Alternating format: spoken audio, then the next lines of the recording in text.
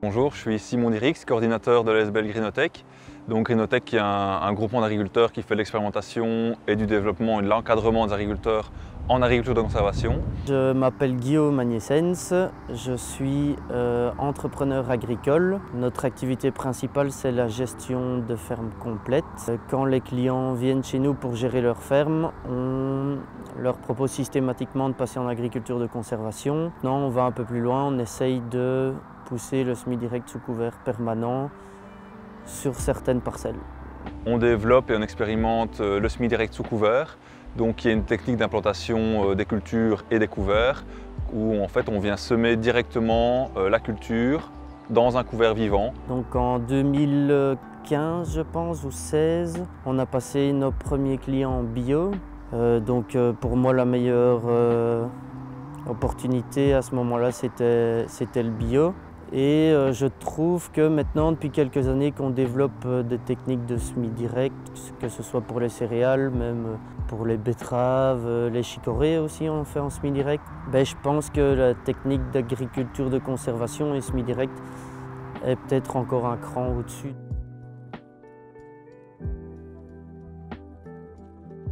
Les avantages du semi-direct sous couvert, c'est premièrement c'est la technique la moins chère pour implanter. Voilà, on n'a en un seul passage, on va venir semer la culture, donc c'est compliqué de faire moins cher et c'est aussi très économe en carburant et en temps. Il y a aussi énormément d'avantages au niveau respect de la vie du sol, parce qu'en fait on va venir juste ouvrir un petit sillon, déposer la graine et puis refermer ce sillon.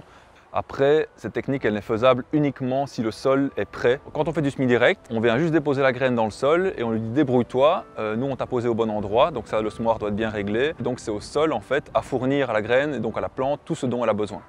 Et donc le premier outil pour faire du semi-direct, ce n'est pas le semoir, c'est le sol. L'inconvénient du semi-direct, c'est qu'on va moins minéraliser de l'azote, donc on va quelque part devoir combler ce manque avec de l'azote chimique. Quand on installe un couvert permanent, qui est souvent une légumineuse, donc soit luzerne, lotier, du trèfle, elle va amener de l'azote en continu.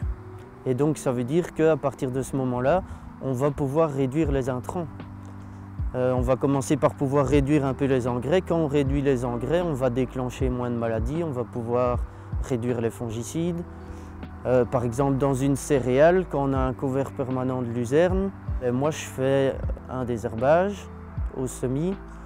Après, je fais plus de raccourcisseurs, donc plus de régulateurs de croissance. Je fais parfois un fongicide et ça se limite à ça. Le semi-direct permet à long terme de limiter les intrants. Dans les premières années, non. Parce que, il faut sécuriser, comme je l'ai dit, donc à la limite, on peut même juste faire un désherbant total avant le semis et puis plus aucun désherbage, voire aucun désherbant total si le couvert a joué son rôle. Donc voilà, ça c'est en fonction des années, il faut un peu apprécier en fonction du risque. Au niveau insecticide, fongicide, comme je le disais, le semi-direct, on ne retravaille pas le sol, donc on va préserver toute cette faune auxiliaire du sol et donc potentiellement, cette faune auxiliaire, elle va aider les plantes à lutter contre les ravageurs. On va préserver les auxiliaires, on va préserver les champignons, les mycorhizes, les champignons favorables. Et donc on va avoir des plantes qui sont plus saines. Donc sur le long terme, lié à l'augmentation de la teneur en matière organique et au maillage écologique aussi global de la parcelle, on va pouvoir limiter très fortement les insecticides, les fongicides, les régulateurs aussi. Donc clairement, sur un long terme, le semi-direct sous couvert est vraiment un outil pour réduire les intrants chimiques. J'ai fait un blé qui a fait vers les 90 quintaux, avec 110-120 unités d'azote. C'est la luzerne qui a apporté le reste. Dedans, on n'a pas fait de régulateur de croissance, on a fait un fongicide sur l'épi, et encore c'était une demi-dose ou un quart de dose. Donc c'est un froment qui coûte 120 unités d'azote, un peu de fongicide, et voilà, ça se limite à ça. Le semi-direct, j'ai dit que c'était économe en intrants, en temps, mais c'est aussi une manière de préserver le sol. Donc par exemple, dans des sols qui sont en pente, ça permet vraiment de lutter contre l'érosion parce qu'on garde la couverture du sol en surface, on ne travaille pas le sol, on conserve la stabilité structurale du sol. Et donc, pour des terres en pente, c'est vraiment une solution vraiment idéale pour continuer à cultiver du maïs, de la betterave par exemple, même sur des terres en pente, en limitant l'érosion et le ruissellement au minimum possible si on veut quand même cultiver. On a des coûts de production qui sont vraiment très bas. On peut satisfaire de rendements un peu plus faibles. Voilà, 10-15% de rendement en moins. Au final, vu qu'on a diminué les charges de 30, 40, 50%, au final, l'un dans l'autre, on a plus d'argent dans notre poche. On ne va pas chercher le rendement maximum, on va aller chercher le rendement optimum en réduisant à fond les coûts. Quand on a des cultures à forte valeur ajoutée, comme le haricot, comme la betterave, ou la chicorée, ou la pomme de terre, on peut diminuer le rendement de 2-3%, mais pas plus, parce qu'en fait, la diminution des charges de mécanisation et des intrants ne représente pas grand-chose par rapport au chiffre d'affaires global. Et donc c'est pour ça que le semi-direct est bien adapté pour comme je dis, les céréales, les oléoprotéagineux, les légumineuses, ou même le maïs. Mais pour les cultures à plus forte valeur ajoutée, déjà c'est un peu plus technique, il y a un peu plus de prise de risque financière, on n'a pas envie de perdre de rendement, donc on va un peu sécuriser, il ne faut pas se louper parce qu'au niveau financier, voilà, c'est vraiment ça. Donc petit à petit on avance, mais voilà, il faut vraiment être sûr de soi pour ne pas se louper et pour ne pas se prendre une déconvenue financière.